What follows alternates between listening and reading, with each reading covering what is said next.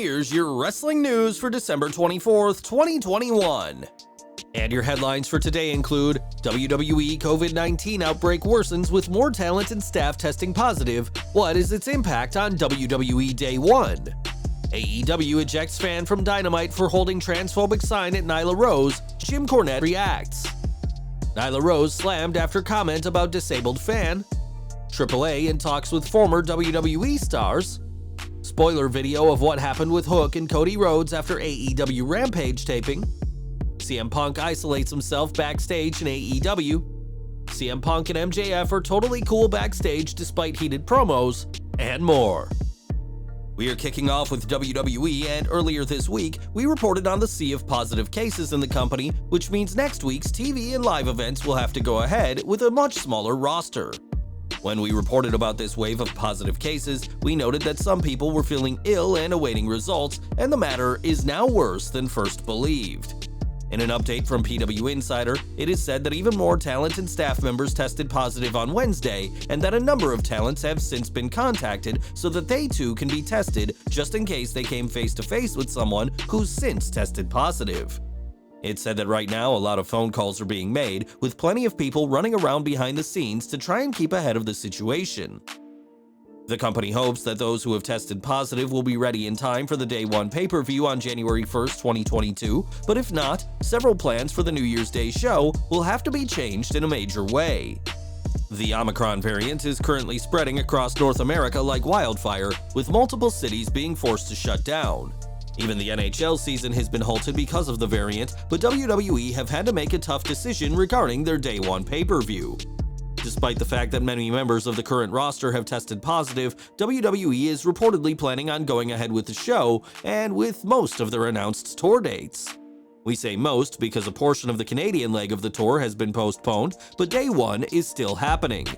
PW Insider reports that WWE believes those who have tested positive recently will have enough time to quarantine before Day 1 on January 1st next year. For now, all US tour dates are still on track, but WWE has requested the entire roster to get tested regularly moving forward. Both WWE and AEW are ready to take action should things take a turn for the worst, and if WWE has to go without fans once more, they could always return to either the Performance Center or the Thunderdome. For now, WWE will just have to take this situation one day at a time, and while the plan is for Day 1 to happen as scheduled, we'll keep you viewers informed if anything changes. AEW now, as this week's Dynamite aired from the Greensboro Coliseum in Greensboro, North Carolina, and saw one fan ejected for a disgusting sign. During an appearance from Nyla Rose, a fan deliberately misgendered the transgender wrestler with a sign reading, "Nyla Rose is this guy's dad," which got a middle finger from the former AEW Women's World Champion. It was later reported that the fan with said sign was removed from the building, and fans at the show were said to have praised a member of Atlas Security for emphatically removing the transphobic fan. On Twitter, Rose's wife praised Nyla as the strongest person she knows, and in a follow-up, said she'd been given the name of the transphobic fan, but will not be making it public. On the show, Rose would lose to Ruby Soho, making the former WWE superstar the first person to qualify for the TBS Championship Tournament Finals, and we can only hope that Rose doesn't have to deal with other fans like these. Plenty of people weren't happy to see a transphobic fan be on AEW television, but Jim Cornette is more annoyed at the response to the fan than the fan himself.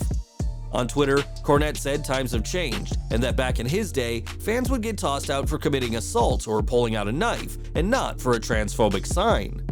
Cornette is right to say things have changed as the wrestling world has become more accepting of people from all sorts of backgrounds, and we're curious what kind of sign Cornette would bring should he want to attend an AEW Dynamite taping himself. As arguably the most prominent transgender wrestler on the planet, Nyla Rose is sadly always the subject to a lot of unwarranted hate, but she recently made a very unsavory comment of her own. As revealed by a Reddit thread, in a tweet that's since been deleted, Rose mocked a disabled wrestling fan who uses a wheelchair, calling it karma for the comments the fan had made. Naturally, many fans on the Reddit thread couldn't believe what Nyla Rose said either, and there was plenty of backlash at her over the tweet.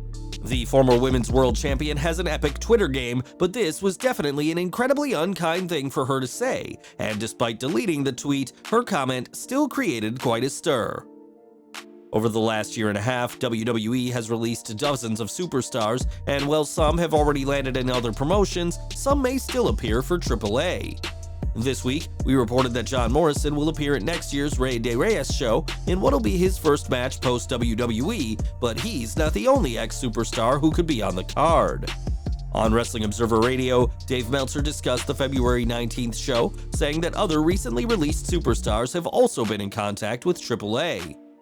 Meltzer noted that anyone released in the latest cuts in November are free to work in February, but cautioned that nobody is guaranteed to show up until an announcement by AAA is made. Isaiah Swerve Scott, Top Dollar, Ashanti the Adonis, Tegan Knox, Drake Maverick, Shane Thorne, and Jackson Riker were all released in the latest wave of cuts, while names like Karrion Kross would also be free to work the show. As of now, Morrison is the only ex-WWE name confirmed for the show, but will also feature Laredo Kid, Bandito, Cybernetico, and Psycho Clown, but February 2022 could prove to be an interesting time for those formerly employed by WWE. Tomorrow night, AEW Rampage will be a Christmas night edition of the show, which was pre-taped earlier this week so the roster could have December 25th with their families. This show saw a huge moment play out, so if you don't want to be spoiled, we recommend skipping the next 2 minutes of the video. In the main event, TNT champion Sammy Guevara put his title on the line against Cody Rhodes in a match that was said by sources to be great and that the crowd was hot for. In the end, Rhodes nailed the Tiger Driver 98 and multiple crossroads to win the match and become a 3-time TNT champion. This was a big way to end the show, but what happened after the cameras stopped rolling has also got fans talking. Post-show, Rhodes said he has a feeling in his heel, teasing a heel turn, and then brought out Tony Khan, who he said made all of this possible, and Khan proceeded to introduce David Crockett, the son of Jim Crockett of Jim Crockett Promotions fame. Crockett thanked the fans in attendance and received a huge ovation from the crowd before Khan welcomed Crockett to the AEW family. Khan went on to promote AEW's upcoming return to North Carolina for Battle of the Belts on January 8th in Charlotte and the Dynamite and Rampage tapings in Raleigh in January 12th. When Khan congratulated Rhodes on his title win, this got a mixed reaction, which turned into boos when Rhodes had Khan congratulate him all over again. After asking the fans to cheer for the former champion Guevara before giving more time for Rhodes to cut a promo, Khan had one last item on the agenda: to send Hook. Fans popped huge for the Team Taz member, who after agreeing to shake Cody's hand, slapped the TNT champion in the face, followed immediately by "one more time" chants from the crowd. When Cody proposed a match the next time they're in Greensboro, Khan said we'll have to wait and see, but he thinks it would be a great match between Rhodes and Hook. That match is expected to happen eventually, but Hook's second match will be tomorrow night when he faces Bear Bronson, and it's interesting that he's already eyeing up the new TNT champion. Since coming to AEW, CM Punk has been one of the company's biggest stars, feuding with the likes of Darby Allin, Eddie Kingston, and others. Recently, the booking of Punk has faced criticism, as fans are wanting to see him higher up in the card, but Punk has insisted that fans be patient with their long-term booking. While speaking on PW Torch, Wade Keller discussed Punk at AEW and how he's been distant from the rest of the roster as of late. Punk is isolating himself in AEW in the sense that he has his own locker room. Cody has his own locker room. Bryan Danielson, by the way, changes with everyone else. He doesn't have his own locker room. Punk does have his own locker room. Now, for whatever it's worth, so does Darby. Some people just want to be with themselves, and other people are more social, and Punk has long established that. Punk likes to keep to himself, but has been more than willing to work with younger guys on screen, and it remains to be seen what the future holds for the former WWE World Champion. And we're ending today with CM Punk and MJF, who are engaged in a fierce feud at the moment, one that has seen both men throw verbal haymakers during their promos. While MJF has said Punk is more akin to John Cena nowadays, the best in the world has said his opponent is a less famous Miz in one of the most heated wars of words in current-day wrestling.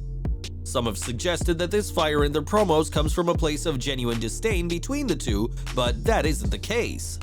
Speaking on PW Torch, Wade Keller discussed the promos between the two and how, despite appearances, the two get along famously backstage. It seems like Punk has been totally cool with everything, like showing no signs that MJF went too far, and that MJF and Punk seem to get along well behind the scenes when people see them together planning their segments, so it doesn't seem like there's any tension at all. So far, Punk and MJF are yet to compete in singles action, but that match is expected to happen down the line, and until then, both men will continue to attack each other on the mic, but without going too far. Well guys, that's our news for today. Please share your comments below. Also hit the like button, subscribe to our channel, and hit the bell icon to receive all notifications. And as always, thanks for watching.